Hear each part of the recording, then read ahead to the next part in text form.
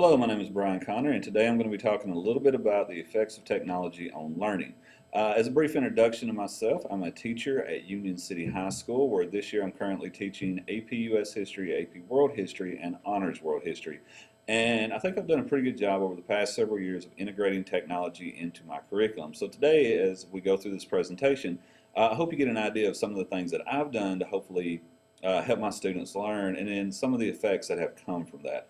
It's kind of a brief outline of the presentation that's going to follow. I'm going to start off with a little bit of an introduction about technology in general, and then I'm going to go into some of the ways in which I deploy the technology that I use in my classroom. And after that, and I apologize for this, it's just the nature of the program and time constraints. But I'm going to ask you to click off of this presentation for a couple minutes and go to the other link that I've sent you in the email. And you'll get a first-hand account of some of the ways in which I've used technology in my classroom by some of my students, explaining what they've done. So hopefully this presentation will be enjoyable. Hopefully you get something out of it, and we'll see how it goes. The first thing I want to talk about is just as a general introduction is just technology in general and the students that we serve. I mean, if you think about it, these days students are bombarded with technology. It has become an incredibly integral part of their lives. They are looking at a screen from the time they get up to the time they go to bed. So I feel like it's one of our major responsibilities as teachers to cater to that, to bring technologies into the classroom, to find ways in which they're comfortable to learn the curriculum and to learn the content, and technology is a way to do that. Now, having said that, you can't just put them in front of a screen and have them copy stuff down. I mean, that is just the modern day version of a worksheet. There's got to be some kind of creativity, and I will make this caveat in the fact that there are days when I just use my iPads in my classroom, as we'll talk about later. I just use that as kind of a workbook, and it is what it is. You've got to get basic content, but when it comes to the overall education of the students, there's got to be some creativity. You've got to let them create using these technologies, and only then will you see the effects of learning that we're trying to get as teachers. So when it comes to the uses of technology in my classroom, one of the big drivers of this is a website that I created several years ago. Here at my school, we have tried to, or we've made an attempt, partly for cost reasons and partly just for practicality reasons, we have tried to eliminate as many textbooks as possible over the years. Well, when it came time to adopt textbooks for our department, we decided the last time around that we didn't really feel like it was necessary. So I had to have somewhere to disseminate my information from. So I created a website, and what I came up with is the homepage is what you see there on your screen. It's at www.connorland.weebly.com, and like I said, it is the driver for my class. It's where every bit of information they get comes from. If I were to go through a tour right now, which to be honest with you, I'm not sure how to do with the program I'm using, I put all documents, all homework assignments, all video clips, and everything that a student needs to be successful, to learn the content and dig deeper into the content comes from this website.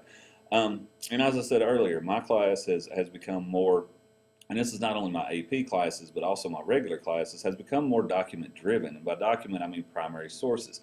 I've gotten to the point where I use very few, if any, secondary sources at this point. They use primary sources to pull historical content out of. So I've been able to use the documents from my website along with the other things to not only give them content when it comes to U.S. and world history, but also the skills. And I've seen tremendous results, and I'll talk about this a little later too. I've seen tremendous results in my assessment scores at the end of the year from shifting to this approach. So when it comes down to it, kids are kids. You can give them a document to read on a website, and to them that is so much cooler and it's so much more interactive than looking at a book. So part of the reasons and ways in which technology can affect learning is the fact that you're making kids think that it's a little bit cool. You're making it think that, oh, I'm not just looking at a textbook, and it goes from there, which is one of the amazing things that I've noticed in the years that I've been doing this. One of the ways that teachers in the past several years have tried to find a way to enrich the content and to intro the content to their students has been through the flipped classroom. Now, this has become kind of a buzzword catchphrase in the last couple of years. But I've been doing this for a little bit. Not a whole flipped classroom, but I do a kind of modified version of it. Now, a flipped classroom, for people who may not know, just means that at the initial stages of a lesson for homework or whatever it is, students are gathering their information, or they're getting their content outside of class through digital sources, be it a video or online reading or a web quest or whatever it is.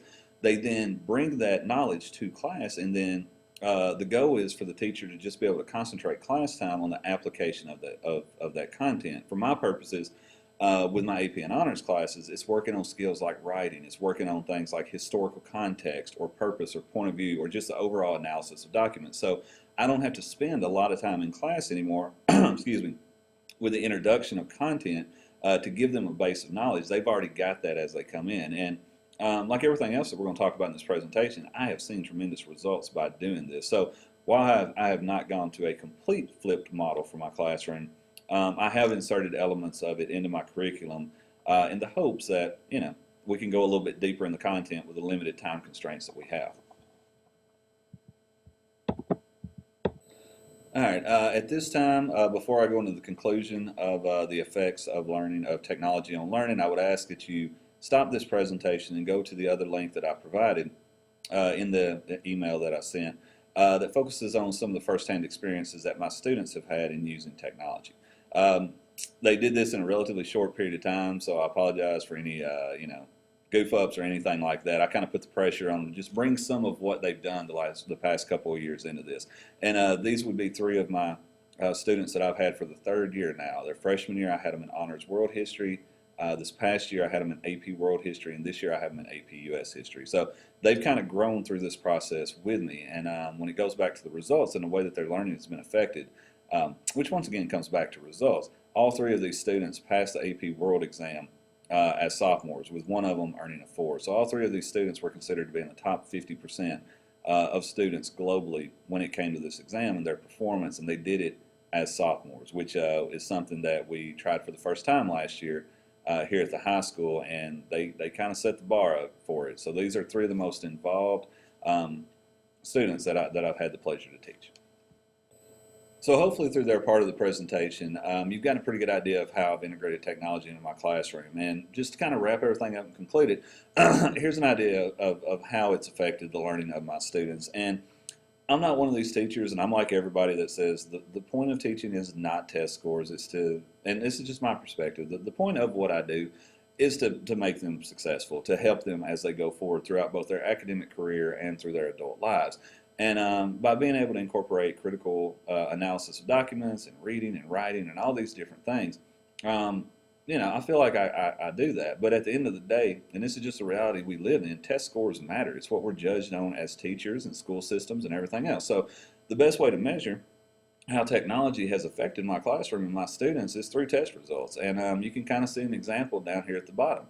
With my AP World pass rate, you can see I start in 2010, 2011 and go to 14, 15. And you can see a huge difference in it. In 2010 and 11, our pass rate for the class was a whopping blistering 20%, which is, that everybody can admit, it's pretty horrible. But the key point with it is that's the last year that I did things the old way. Like, it was my second year of teaching it. I was still trying to keep my head above water and staying one day ahead of them. And these pass rates, these results came in at the end of the year, and I knew I had to change something. I had to go about things in a different way. So 2012 and 13 was the first year that I had fully incorporated my website, where I had put all homework documents, video clips, and everything that we did in class onto my Weebly site. And as you can see, the results are pretty striking with how the pass rate went up. Now, I will grant you, there's always going to be the element of the student that plays into this, but you can't discount the fact that by integrating technology and more things into the class, results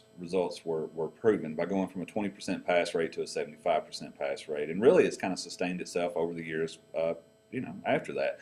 You can see 65% and 70%. So just to kind of wrap it up, technology does play a role. It's very important to kids. It helps kids become comfortable with the content and the skills that we're trying to employ to them. And it results in, good grades. It results in, you get results from it. So I hope this has, done a job of proving that technology can be a factor in the classroom and that results can come from it, which correlates or ties into the fact that it does affect learning. It is a big deal, and as we go forward, it's going to become more and more a part of not only the students' lives, but also ours as teachers. And as I said at the first, it's our responsibility to incorporate technology into the classroom to give our students every chance to be successful. So thank you for watching.